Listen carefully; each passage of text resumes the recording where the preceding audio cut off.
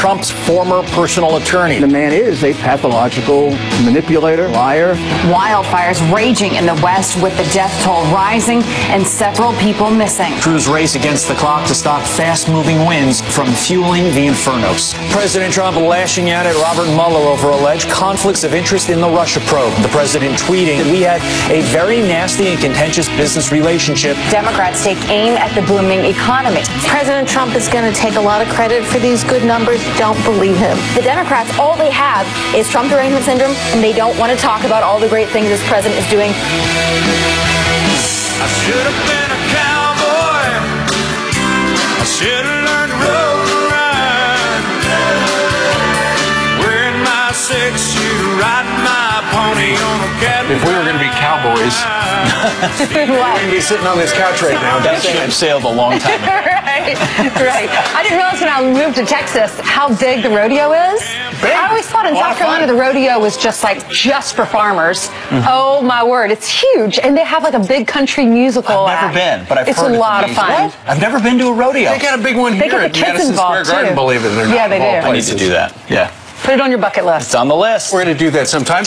Pete is in for Brian. Brian is off this week. It's good to have you. And for everybody who showed up at Fox Fan Day over the weekend, thank you very much for coming. We're going to show you some highlights a little later on. Yes. It was a All fun right. time.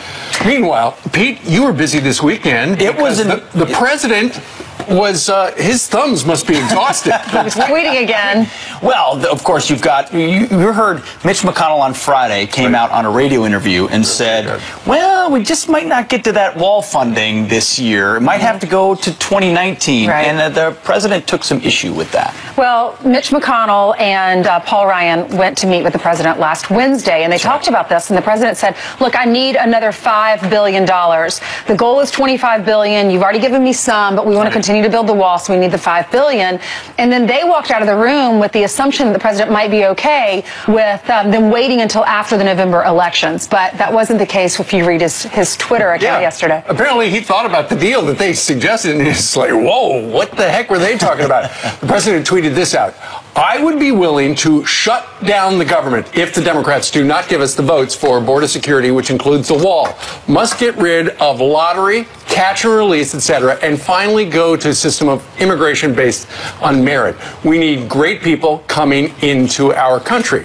So the president, once again, has made it very clear. He wants to build the wall, but for some reason, he cannot get it through Congress. I mean, the House has passed a couple of things. The Senate tried last time. I think he only got 38 or 39 votes in all. So there's some frustration because he's 19 months in and he cannot build the wall. And I feel like now is the moment to get people on the record. So they've had some votes on abolish ICE or support ICE, which is pretty straightforward. Same thing with the wall. Put people on record. Make them vote now. Do you want to fund this border wall or not? And then go to the voters with it. Because I think ultimately that kind of showdown, maybe it leads to a shutdown, maybe it doesn't, does energize the president's base, who voted for him because they want this wall. Democrats are up in arms because they're saying he's bullying. He's trying to say, I'm going to shut down the government if you don't give me the wall. Meanwhile, he's been saying he wants the wall since the very beginning. People went to the polls to vote for him because they liked his immigration stance. This is Maxine Waters. Listen to this. You know, this president is a bully, and he'll try and intimidate all of us. He's not going to shut down anything. He's not going to shut down the government, and we're not going to be intimidated by his bluffing and his bullying. Okay, so she feels, and Democrats, and a number of Republicans as well, feel the president is simply bluffing. But can we take you back to March of this past year? Pete, you were actually here that morning. That afternoon, Good memory. when the president signed that gigantic omnibus spending bill, he said he was so angry that there was no money in there for the wall, and he said he would never, ever, ever sign a stink bomb bill like that again. Watch this. As a matter of national security, I've signed this omnibus budget bill. There are a lot of things that I'm unhappy about in this bill. There are a lot of things that we shouldn't have had in this bill, but we were, in a sense, forced. If we want to build our military, we were forced to have. There are some things that we should have in the bill. But I say to Congress, I will never sign another bill like this again. I'm not going to do it again. Steve, I do remember that press conference because we weren't sure when he walked up to the podium whether he was going to announce that he's signing it or whether he's vetoing it because his opposition. And that was when he was saying, I'm going to shut down the government, and he actually walked that back and did it, and he ended up signing that. But he later said, I want line item veto power. I want to be able to say, I like this part of it, I don't like that part of it. And never again. He was referring to, he will never again sign one of those great big omnibus bills that was just a great big... Everything put in there. It was just a mess. Well, here's the thing. He won't be signing that kind of bill this time because right now they're going through regular order. They've negotiated. I think they're close to passing 9 of 12 appropriation bills. So there won't be a big omnibus thing. So he won't sign one of those again, but he's not going to get any of the money for the wall, it looks like right now, unless something happens. Well, government is funded through the end of September, so something has to be done. And to your point, Steve, the Senate's working to finish the 9 out of those 12 spending bills. They're hoping to finish it next week. The House only passed 6 of its annual funding bills, and they have gone on recess now for the month of August. Otherwise known as vacation right. for the whole month. But no, they've got some work to do for voters of this president who hear him and understand what he's been emphasizing. I don't even know what the 9 of the 12 are. I've looked at it, but for one of those 9 not to be funding for the wall is eminently frustrating for everyone who knows that's the president's biggest priority. Sure, and I think the one that is the funding for the wall is the Department of Homeland Security. Yes, so it is. That's the one that's going to be the sticking point because the Democrats do not want to give the president what he wants regarding immigration. And the problem's in the Senate, right? Not the House? Probably. Think they can pass it in the House? Ultimately, it's a problem in both because whatever the House gives the Senate, nonetheless, it's just one of those things. All those members of Congress who are out on vacation, recess right now, you got to figure they are going to get their ear chewed off by, you know, I just heard the president say you're not going to do anything about the wall. What's up with that? I thought we sent you to do something about the wall. There are a lot of people who don't want the wall, want a DACA deal, and that's part of the mix as well. Well, he said he's willing to make the deal. Yeah. Just give me my wall in exchange for that deal. Give me my wall. Give me my wall. Beautiful. My big, beautiful wall. Let's talk a little bit about this. Ever since that primary here in New York City's 14th district, in June, everybody's been talking about the new face of the Democratic Party, and there it is. She is right there, Alexandria Ocasio-Cortez. What's interesting is the more we hear about her and her big ideas about tuition-free college and Medicare for all and socialism and stuff Gutting like the military. $15 minimum wage, yeah. Her math doesn't add up, but nonetheless, you listen to the media. They think she is the future. Listen to this. The big unknown, I think, is whether the Democratic and liberal energy in the country right now will actually translate into electoral victories. Our primary contest in New York with Alexandria Ocasio-Cortez, that really suggests a level of participation in races where many voters didn't participate before. Is she and others like her taking the party too far to the left? Frankly, the Republican Party has gone so far to the right that some of the things that candidates like Alexandria Ocasio-Cortez are calling for, I think Democrats really should consider doubling down on their base. The broader context, what she's part of is not just a progressive wave. There's a pink wave. There's the record numbers of female candidates. A lot of that, I think, gets to the engagement of women in this election. Well, there's a lot of talk of waves, right? That the future of the Democratic Party is socialism and this new socialist from the Bronx. But if you actually look at voter turnout in the Bronx on June 24th, that primary that put her in the forefront, you've got over 200,000 registered Democrats there, but only 27,000 actually came out to vote. So that's a 13% voter turnout rate. I'm not a mathematician, but that's not a lot of people. Or constitutes an absolute wave of enthusiasm for socialism. Right, and if you live in that area and you don't like the way that it turned out, you can't complain because only 13% voted. If you didn't vote, you can't complain. But I bet Joe Crowley is just kicking himself now. Sure. He was the number 4, is that right? The number 4 Democrat in Washington, and he lost to her. Didn't really campaign very much, didn't show up for the debate, and then she comes out of nowhere and she beats him. The other component is it was a primary in June. And people are not motivated in June to go vote. The closer you get to November, of course, most of the people who do vote show up in November for a general. That's true. But the primary, the further away, the harder it is to get people. But you know what? Good motivated. for her. Good for her. ultimately. You know, a stale status quo politician took his district for granted, didn't campaign, wouldn't debate. Didn't work, right. She went in and said, I'm going to relate to the people. I might be a socialist, but they want something other than this guy over there. And she won. So and you can't fault her for that. And because she beat Joe Crowley, who is the establishment person, all the people who are establishment in Congress are going, I wonder if that's a preview of coming attraction. Maybe we should be socialists, too. Some people were saying that he could be running as an independent and then go against her in November. I don't think he's come out and said that that's the case, but that was a rumor. What's going on this Monday morning? Thank you very much for joining us. And Jillian joins us now with some headlines. That's right, good Monday morning. Still following the wildfires out west, so let's get you caught up on what's going on there. The wildfires are growing by the hour across Northern California. The fires, which erupted 1 week ago, taking 6 lives, including 2 firefighters. We just learned the name of the second, Brian Hughes, losing his life near Yosemite National Park, along with a woman and her 2 young great-grandchildren. Tens of thousands of people forced to flee their homes to safety. The Sacramento Bee reporting 2 people suspected of looting evacuated homes were arrested. The illegal immigrant accused of killing a Florida cop is expected in court today. Wisner Desmarais facing first-degree murder charges. Fort Myers officer Adam Jobbers Miller died over the weekend, a week after being shot in the head responding to an armed robbery. 34 officers have been shot and killed in the line of duty just this year alone. That's just 1 short of the 35 officers shot and killed all of last year. American Airlines getting back on track after a computer glitch impacted flights nationwide. The airline's main operating system went down for about 40 minutes yesterday, temporarily suspending flights. Last month, a glitch at an American-owned PSA Airlines canceled about 3,000 flights. That cost the carrier about $35 million in revenue. Emotional moments at the Baseball Hall of Fame induction ceremony. One of this year's inductees, Jim Thome, tears up as his daughter performs the national anthem. For the ramparts we watched were so gallantly streaming. Oh, look at that. Proud dad Thome hugging his daughter on the stage right after she finished. What a beautiful moment there. The slugger, one of 6 players inducted into Cooperstown in Sunday's ceremony. Send it back to you. That is so sweet. I'm glad they asked her to do it. She has a beautiful voice. Yes, she does. Wow. Play ball. And congrats to him. Congrats very much indeed. All right.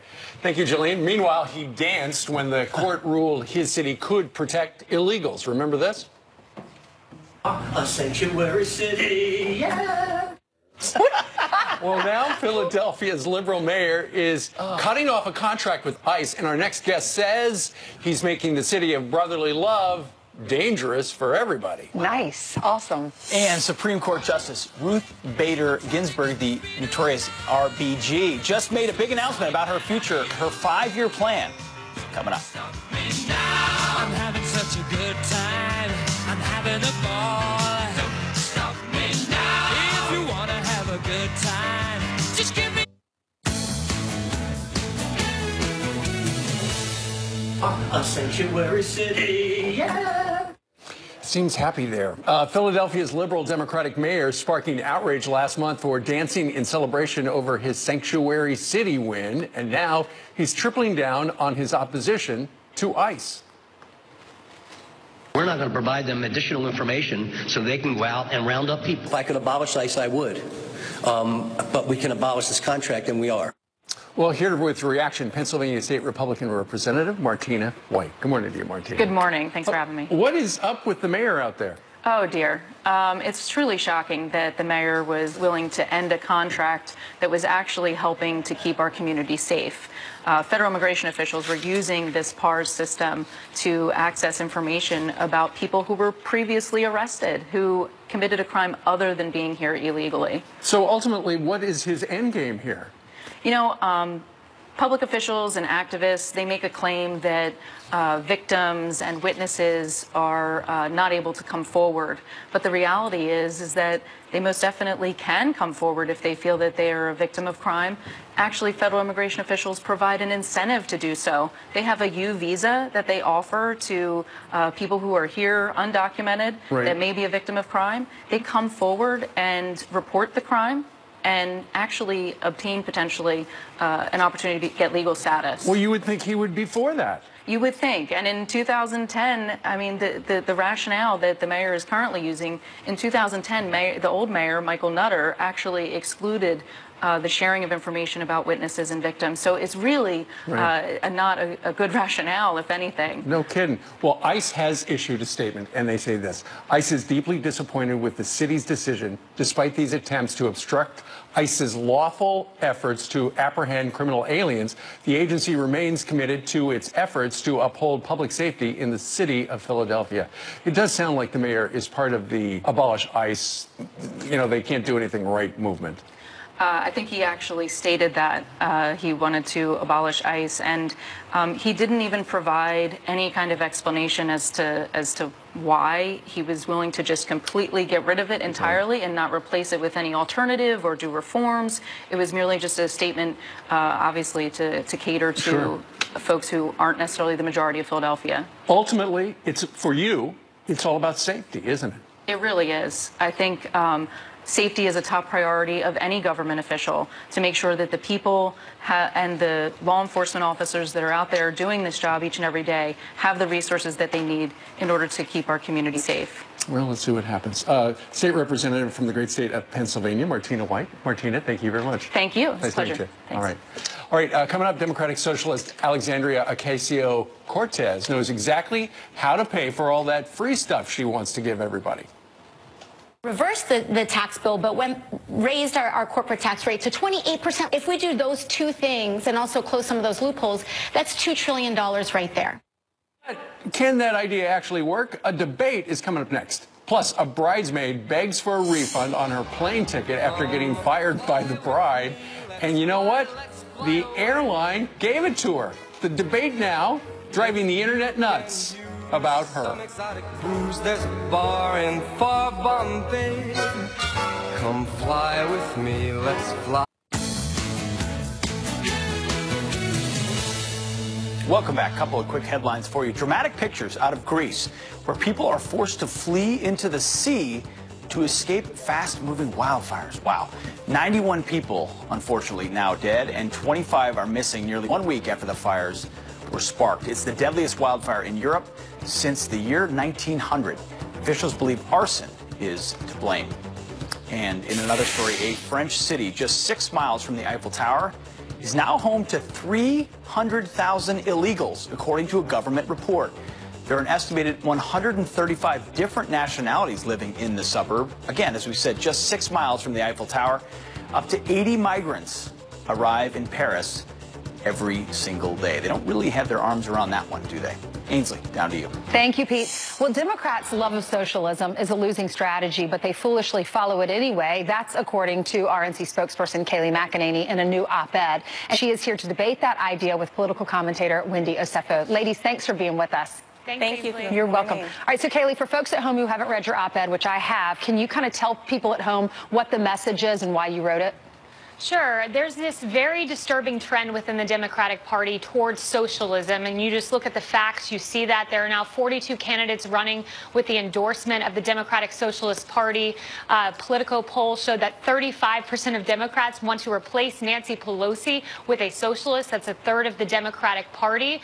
You have Tom Perez, the head of the DNC, who said Ocasio-Cortez, of course, the Democratic Socialist, is the future of our party. So there's this identifiable trend, and it's very disturbing because, as we know, socialism has failed wherever it's been tried. Cuba, Venezuela, the Soviet Union.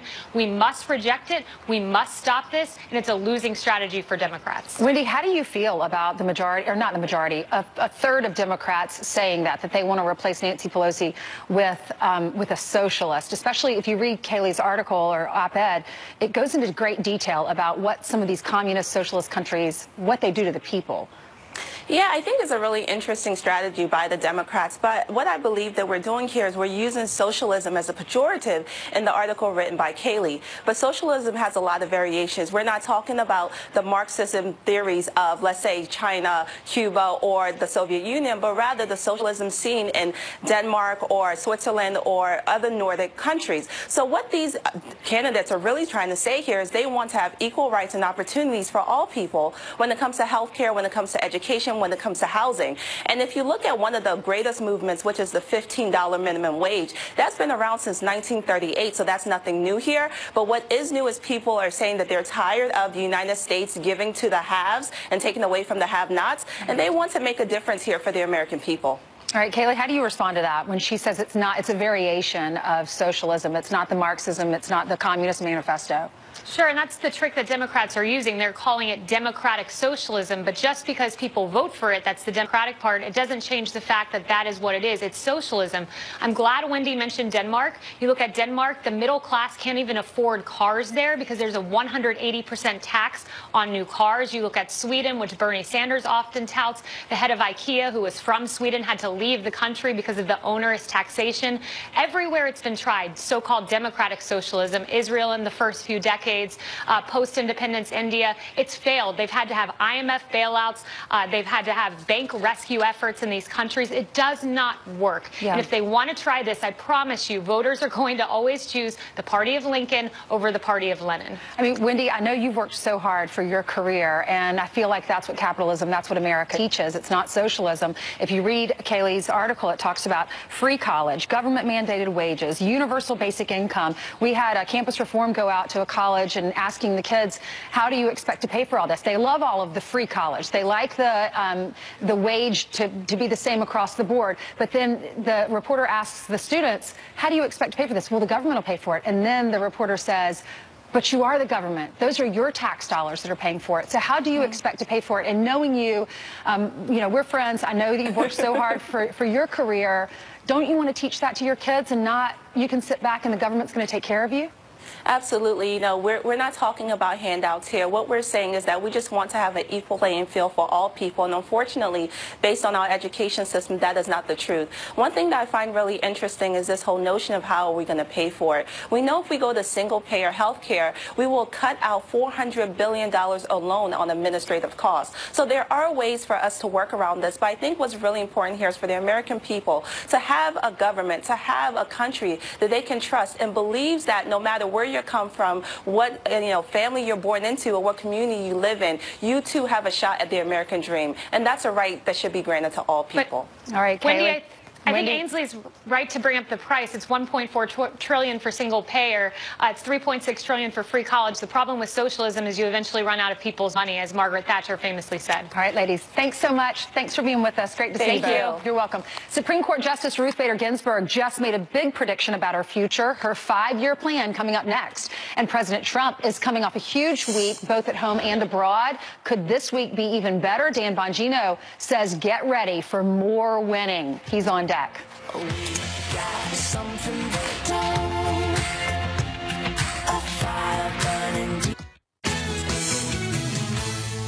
The Rotel dip. It is simply two things, a can of Rotel and Velveeta. I'm going to actually show you how simple by just having Sally do all this stuff. Come over and take a look at that. So it's delicious. It is cheese, it's grits. We are going to let them cook for a minute or two. We're going to come back and taste them. It tastes like there's a little carrot on it. Really? It is delicious. Well, this morning I am happy to be revealing this morning the never-before-seen cover of the Happy Cookbook. It's a project my wife Kathy and I have been working on for 30-some years. The idea is simple. There are certain foods that make us happy. For instance, on my birthday, Kathy makes me the same pot roast with the dry Lipton onion soup and the cream of mushroom soup that my mom made, everybody's mom made. And as soon as I walk in the house these days, I smell that. It takes me back to a time when I was 8 years old. Aww. We all have foods like that, and our cookbook is a collection of over 100 recipes that make people happy. All sorts of people, famous people, friends, neighbors. Ainsley's in there, Brian's in there, you name it, they're in there. Most of us eat 3 meals a day. Might as well make at least one of them happy. Cookbook comes out in October. You can pre-order it today wherever you buy books. The Happy Cookbook, a celebration of the foods that make America smile. I love it. I love the cover with the big reveal. We've been talking about it for so long. We have been working on this for years. Okay, a cookbook's not easy to do. I've written a couple of other books. A cookbook is 10 times harder than writing a nonfiction book. Yeah, why? Because everything is so specific. You got to write stuff down. I have worked with so many people. I work with your mom. I work with Brian's mom to perfect your favorite recipes. But my mom's was like, put a little bit of this, a little bit of that, and he's like, hold on, Dale. I need precise measurements. And then this cookbook's got to come out because all of us are gaining a lot of weight because he tests the foods. He and Kathy make them in their kitchen and they bring them in for us all to taste. I brought in cookies today because today's Sally Ducey's birthday. And you have a real passion for food, which I appreciate. I do indeed. So anyway, it's great. It's coming out in October. You can pre-order. Lots of famous people in this book. Don't you have Sarah Sanders? You have her famous, the pecan pie? The pecan pie. You really? that? I have that in there. I will reveal a secret when the book comes out that nobody knows about how she crushes those pecans. Oh. It is something so unique. Really? Oh, absolutely. Sorry. Anyway. All right, let's bring in Dan Bongino. Congratulations, by the way. Thank you very much. Congrats. Dan Bongino is down in Florida. He's former Secret Service guy, used to be a cop here in New York City, and he's host of a wildly successful podcast called The Dan Bongino Show. Hey, Dan. Hey, Dan. Good morning, Dan. Hey, guys. Steve, I just want to say I have nothing to add to your cookbook at all. I cannot cook. I can't cook ice. The best I can do for you, Steve, is a protein shake post-workout. Here's what you do. Add protein shake and spin. That is the best I've got for you, brother. Then you need the cookbook to figure out how to do it because they're not complicated. I'm on it. I'm on it on Amazon. Dan, the cookbook, sure to be a winner. You remember the president saying on the campaign trail, you're going to get sick of winning. You said there's been so much winning, and if you look ahead at the big week, what's coming forward. I mean, my gosh, the few weeks in the past, there have been like 4 or 5 major things that have been on the docket. Too much for us to almost keep up with. So what do you expect for the week ahead? You know, I have to agree with him. He said we'd get tired of winning. I am about as energetic about winning as I've ever been, and there's more ahead. Here's what we've got. Tax reform was just monumental. We've seen now the effects on the economy, 4.1% growth. By the way, a figure under Trump that Obama acolytes themselves said was going to be impossible. We've now hit that figure. Ainsley, an enormous announcement with the EU. Let's not sleep on this one either. This announcement of going towards a zero-tariff environment with one of the biggest trading partners in the world. Do you know what that means for American businesses? The massive amount of money that will be now taxed, essentially tax-free on the tariff side going into Europe. This was huge. And one more thing. Coming up around the corner, the Chinese are running scared right now. Because now if we cut this deal with the EU, the Chinese will need to cut a deal as well. If we can get to zero tariffs with them and save our intellectual property, this guy's going to be one of the most consequential American first-term presidents in our history. Well, that's what you say, but you watch a lot of channels, over the weekend where they have the Sunday chat shows, and the so-called Trump derangement syndrome is in full bloom because they don't understand what the guy's doing. Well, they don't understand the new rules, Steve, and I've been saying this over and over. The new rules, there's a new sheriff in town. The new sheriff's Donald Trump. You guys are familiar with the old rules, right? The old rule was you never mess with people who buy ink by the barrel, referring, of course, to the media. Donald Trump said, here's the new rules. You never mess with a guy who doesn't buy ink because he tweets for free. Those are the new rules. He has completely exposed them for the Democrat hacktivists they are. That's all they are. They're hacks. They cannot get out of their bubble for a moment and just get past what he says and tweets and what is actually going on. But, Steve, it's to their own detriment. The American people are feeling the impact in their own wallets. They get what's going on because they see it. It's real to them. It may not be real to the coastal elites, but it's real to them. Dan, very much so. Well, the president tweeting about the media yesterday, he said this. He said, when the media, driven insane by their Trump derangement syndrome, reveals internal deliberations of our government, it truly puts the lives of many, not just journalists, at risk.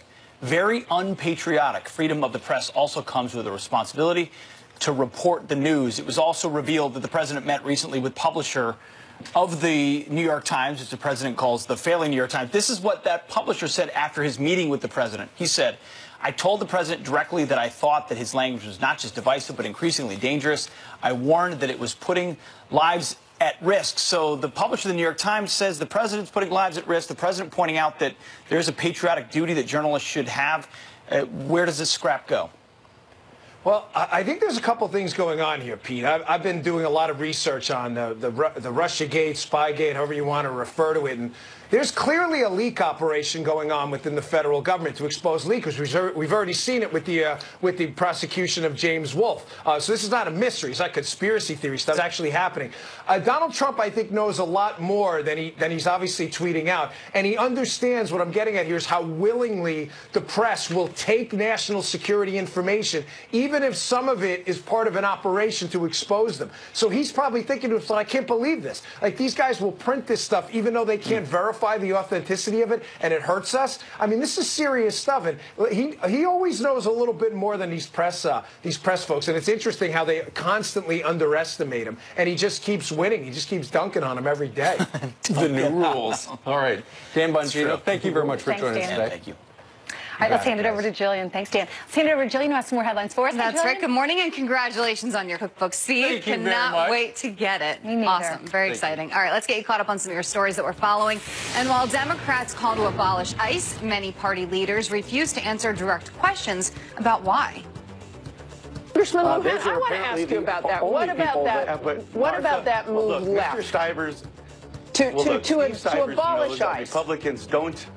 Well, look, I want to go back to House ICE. Is that a good message for the Democrats? Abolishing ICE. And I have to stop you both there. I think you had a fair chance to make your arguments. He didn't talk about ICE, did he? No, he did not answer that question.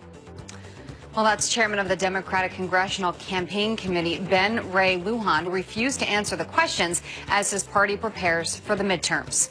Supreme Court Justice Ruth Bader Ginsburg calming liberal fears, saying she's ready to stay on the bench until she's 90. The 85-year-old, a consistent liberal voice on the high court, reportedly saying, quote, my senior colleague, Justice John Paul Stevens, he stepped down when he was 90, so I think I have at least 5 more years.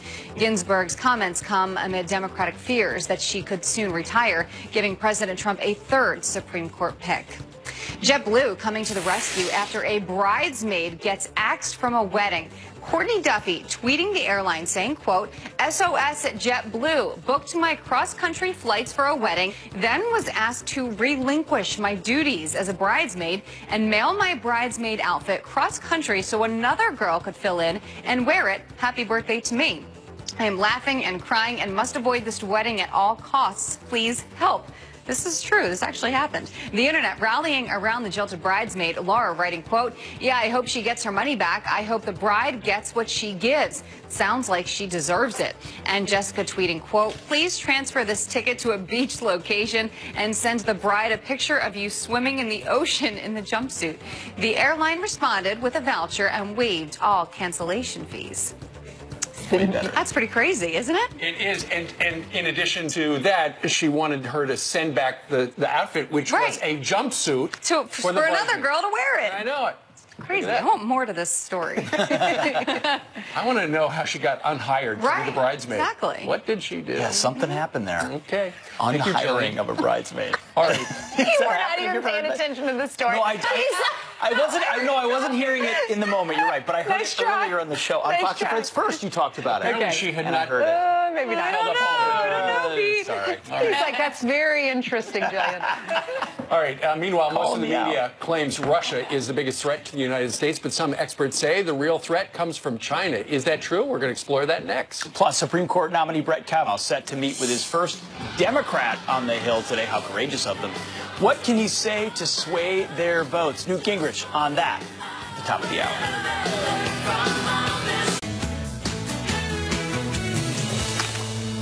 Well, the left's obsession with Russia running full steam ahead, with many considering it our top threat. What do the Russians have on Donald Trump? This is about the security of the United States of America. We are in a 9/11 national emergency. Vladimir Putin's goal for over a decade has been the weakening of American leadership. It is Russia, Russia, Russia, but some and many experts argue the real danger is in emerging China. Just how dangerous is it? We break that down this week in our series on China as our adversary at what it means for our security. Here to weigh in, former State Department press officer Morgan Ortagus. Morgan, thanks for being here. Good morning, Pete. So what are people missing right now on China? President Xi has consolidated his power there.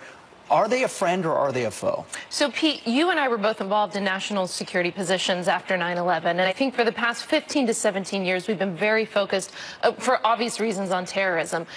Pete, the real challenge for you and I, for our entire generation, for us as a country, for the foreseeable future, is China. Their economy is dwarfing anything of the imagination. Xi is, as we know, has consolidated power. He's going to be, you know, we joke, we call him emperor for life, but really he is the most powerful Chinese leader in the past 45 years. And his ambitions for himself are not only, I think, on the level of Mao Zedong, of course, who brought communism to China. Who murdered millions of people, by the way. People. I think that he sees himself as almost an emperor-like status. And what he wants to do is he said about 4 years before Trump was elected, he started talking about the great rejuvenation of China. Yes. He was essentially saying that he wanted to make China great again. Yep. So Xi and China's ambition is not just to be a global player. They want the United States out of Asia. They want to rule the world again. That's the ambition. You are exactly right. They believe that they've been left out of the last couple hundred years, and the world order was built to push them out. He gave a series of speeches, Xi, about the Chinese dream. The Chinese dream has nothing to do with freedom, nothing to do with capitalism, everything to do with power and control. We see it in the South China Sea. Do they just, some people say, no, they just want to be a regional player. Is this about regional autonomy, or are they looking to be the top player in the world? When Xi came to power, a lot of people thought that he was actually going to be a liberal reformer, and thought perhaps, you know, because his father had been kicked out of his position, there was lots of internal Chinese politics, but really, he has really embraced the characteristics of Mao. He's clamped down, he called it, he was getting rid of what's the word I'm looking for? Free press? I don't know. Free press, corruption. Corruption. He was looking it's always corruption. Yeah, it's these early morning hits. He was looking to get rid of corruption, which really means purging the political leadership. And so I believe that his ambitions, when you look at everything he's written, and he said, when you look at, we'll get into it this week about what they're doing with the military, what they're doing with the economics. There's something called the Belt and Road Initiative, which we'll get into on Wednesday. That is basically the U.S. Marshall Plan on steroids around the world. To expand Chinese influence. The New York Times had a very long piece this weekend about what China's been doing in Latin America. And see, they've been doing all of this quietly around the world. See, the Russians, they make a big force. They make a big display whenever they're in the Middle East or whenever they're doing something in the U.S. The Chinese do this very quietly. They've invested heavily for the past 15 years in Latin America, in Africa. They're looking to remake the global playing field in their favor. They're looking to change the rules-based society. So as we go over this the whole week, Pete, I think that people are really going to be surprised when we see about what China and Xi's plans really are. Again, it's a generational challenge, Pete. All right, we will dissect it for the remainder of the week. Morgan, thank you very much for your time. Our series, as we said, continues tomorrow as we examine China's military and how it stacks up against American forces. More on that tomorrow and on the other side of the break. Coming up, why are the elites so out of touch with mainstream America? Mike Rowe has an idea. You'll hear from him next hour. Plus, Fox and Friends goes to the ball game. We'll take you behind the scenes on Fox Fan Weekend at Yankee Stadium. Coming up next. Over this past weekend, some of Fox News Channel's biggest fans joined us at Yankee Stadium for our annual Fox Fan Weekend. Watch.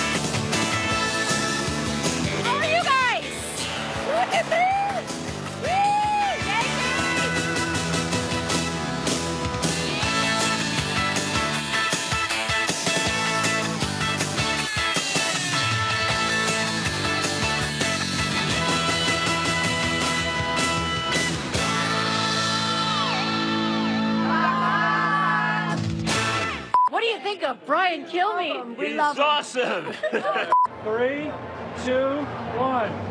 There we go. I'm totally going to make fun of that shot when we show it. What was that?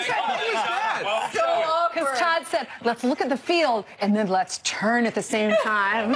So we did. That was great. Sorry, America. That was great. It was so much fun. Thank y'all all for coming. People drove from Virginia. One couple was from North Carolina. I saw some folks who came from Texas. Yeah. Came from Ohio.